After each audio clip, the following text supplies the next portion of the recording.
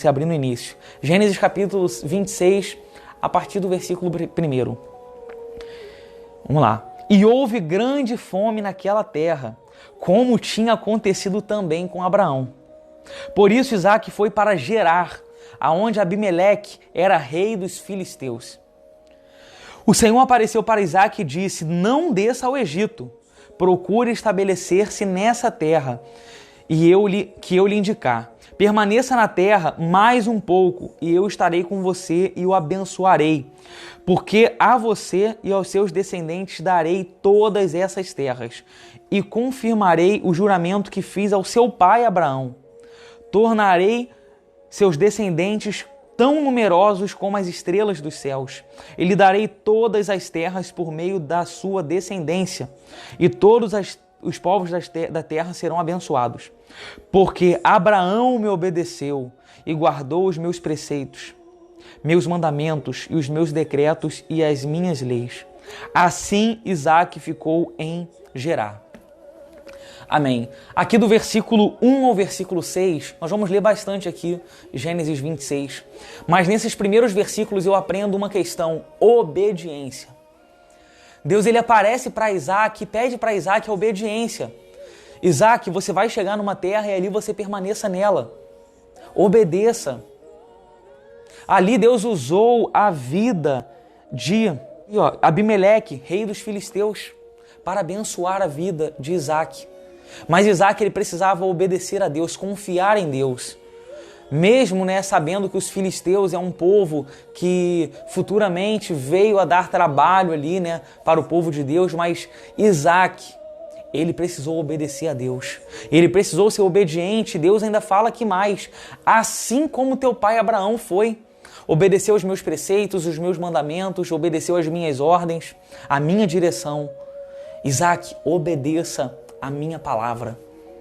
Isso aqui é muito forte para a nossa vida. Vamos ser obedientes à palavra de Deus. Obedientes.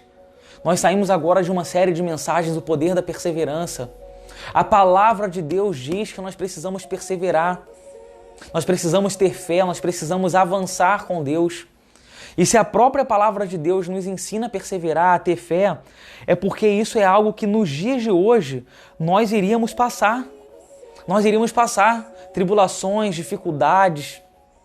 Olha aqui, Isaque, filho da promessa de Abraão, um grande patriarca, ele passou fome.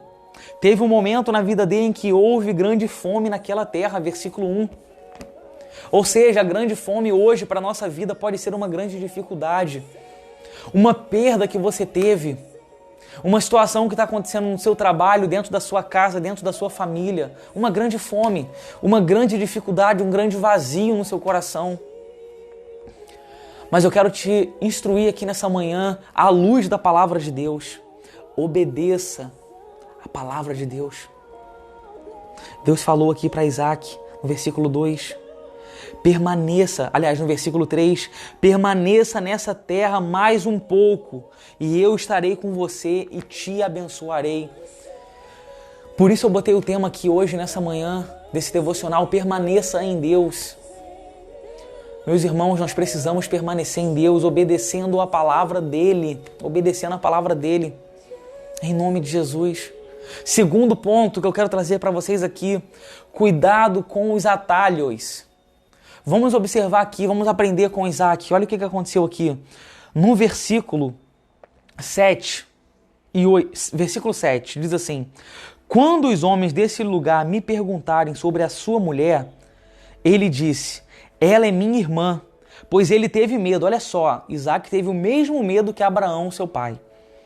Ela é minha irmã, pois teve medo de dizer que era sua mulher, pois pensou: os homens desse lugar podem me matar por causa de Rebeca, por ela ser tão bonita. Isaque estava em Gerar. Ele estava ali num lugar chamado Gerar. E nós precisamos tomar o cuidado com o atalho. Deus falou com Isaque que ele era para permanecer naquela terra, que ele ia ser abençoado. Ele ia ter um povo numeroso, ele ia ter filhos abençoados.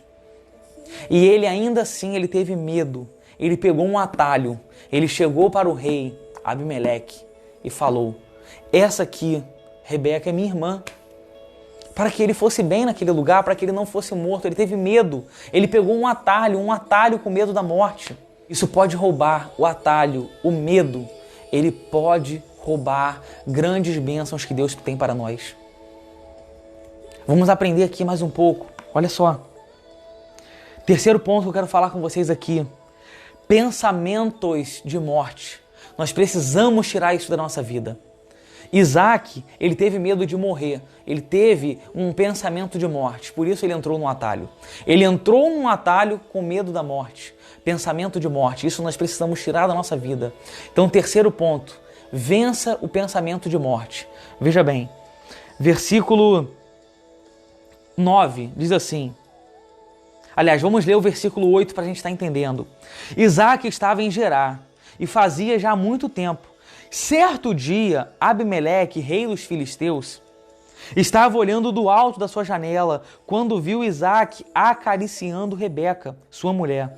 Então Abimeleque chamou Isaac e lhe disse: na verdade, ela é a tua mulher. Por que dissestes que era sua irmã? Isaac respondeu: porque eu pensei que poderia ser morto por causa dela. Então disse Abimeleque: tens ideia do que fizeste? Qualquer homem poderia ter possuído a tua mulher e terias trazido culpa sobre nós. Olha aqui, um pensamento de morte de Isaac. Ele recebeu aqui uma repreensão, olha só, do próprio rei, de um próprio possível inimigo que Isaac teve medo. Isaac teve medo do rei e ele falou que era irmã. E o próprio rei chega para ele, isso aqui me mostra, sabe o quê? O cuidado de Deus conosco. Mesmo quando nós temos pensamentos de morte, mesmo quando nós não confiamos nos braços do nosso Pai, nós temos um pensamento de morte, ainda assim Ele cuida de nós. Ainda que nós venhamos estar passando por alguma dificuldade, ainda que parece que, cara, o nosso chão caiu, abriu um buraco na nossa frente, não tem mais jeito, o nosso Deus está aqui dizendo: confie em mim, confie em mim. O rei Abimeleque chegou para Isaac e falou: cara, a gente poderia ter pego a tua mulher, cara, ter deitado com ela.